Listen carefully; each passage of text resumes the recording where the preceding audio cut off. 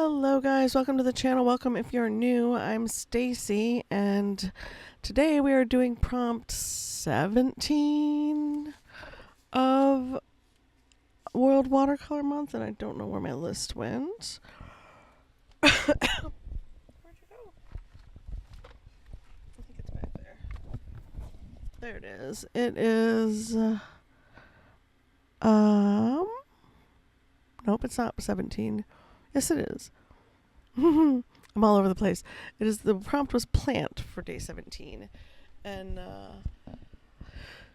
honestly, didn't want to do anything green. Like traditionally, when I think of a plant, I think of green growing plants in my home. I don't think of outside and flowers and colorful with the word plant. But here we are. Painting an iris. I love this flower, and I was looking for a translucent, transparent look to this flower. So I took 2 days to paint this picture. A few hours each day. I needed to wait for layers to dry. Right now I am using it's right in front of me. My swatches. Blueberry Mountain and what blue was I? Oh, the Ultra Gray and the Prussian Blue. This is the purple that was the blue and the purple mixed together. I mix them together a little bit to make them feel overlapped. And I dropped a bright yellow in. That is, let me see what color that one was. The Fall Poplar Yellow. And this is, again, the beam paints that I'm using. I bought these in 2023, and they are a favorite set of paints. I love using them.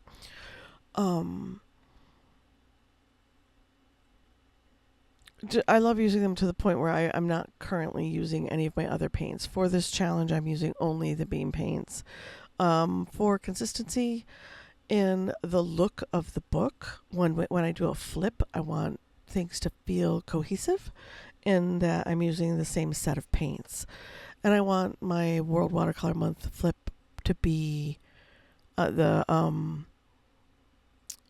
thought is that this book will be a pretty flip. Like when you flip through it all, it'll be very pretty and colorful, vibrant. Yeah, this is that Prussian blue. I love Prussian blue. I think it's a gorgeous color. And I'm using it, as you can tell, super thin at first, and then for the darker tips of the petals and to bleed into the other colors and to layer over. I'm using it very, very thin, but those tips is almost pure pigment. So I can get the darkest dark. And the yellow, I put in a very washed, kind of faded yellow because I'm going to go in over the top of that with my favorite pumpkin spice color. The pumpkin spice is a mica color, which I love this color. I love this color. I actually need to order more of it before it disappears. I would like to have a back stock of it if I can. Yeah, and here I am dropping it in on the edges of the petals to give some sparkle, to give it some just the sparkle. I was just thinking that would be a pretty sparkle on these, and kind of in the center a little bit here and there. And it adds that bit of depth too with that light yellow underneath, and then dotting the pumpkin spice on top gives those little yellow parts a little bit of depth and dimension. So I'm loving that. Now the stems, I'm not doing pure green on these. That was a pretty big jump. Sorry about that. I'm doing a mixture of the pine green with the blue and the purple, the Prussian blue and the blueberry mountain purple to make it feel cohesive, to make it feel like the stem is a piece of the painting and not just green thrown in there. Personal choice. And the bud, I'm kind of back and forth with how I feel about the bud in here. I'm wishing I hadn't put it in. I'm wishing I had just left it out. But too late. Already doing this, so yeah, I'm just going in again with the blue, another layer of the blue, and trying to get some. The petals have texture. They have little seams and folds, and they're very delicate looking. So I'm trying to get that feeling across. I love painting these flowers. They're a favorite flower of mine to paint. If you've been around the channel, you've seen me paint these kinds of flowers before. This particular type. And to balance it out a little bit, I put possible petals in the bottom. They're like peeking up and kind of photobombing, I guess. Which I really like. At the end, I really decide that helps it feel like a complete piece. And I don't have just a flower sticking up off the bottom of the page on this tiny little stem. And I like that effect better. And I again go in with the purple and the blue to create the darks, those little veinings and tips. And then I go in with the gold and kind of just, or that pumpkin spice, which feels gold to me. Mostly because it's got mica in it. And I'm not a gold person, so this particular color I'm surprised I love so much. It's more of a earthy orange color. I think that's why I love it so much. It's fantastic for pumpkin paintings. So if you just want to go to Beam Paints and get this one color to try, I highly recommend it. Any of their mica colors are fantastic.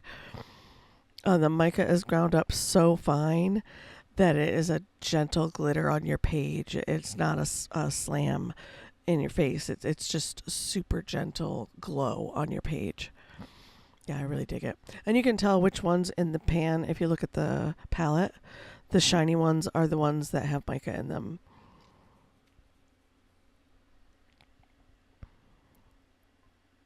And here we go with, what am I doing? Oh, I'm just doing more veining. I had such a relaxed time. I had headphone in, listening to my book, not paying attention to anything, and just having fun painting. This was a really nice painting session, especially getting back into the flow of painting again after not painting for so many weeks. This is really, really nice. 2-day session of evening painting. I popped my headphones in, I blocked out the world, and I just did my thing. And yeah, I decided I wanted some darks, like some deep darks where the folds meet, where the where the overlap is, so that it really feels that way. So I'm going in with some pure pigment, super dry brush, and that pure purple right there. And then a wash of the blue because I didn't feel like the blue was popping enough right there. And another wash of the purple because I didn't feel like it was popping enough there. And plus I wanted to get that feeling of dimension, like the dark going into the light where the light would be shining. The sun, I imagine, yeah, if it was outside.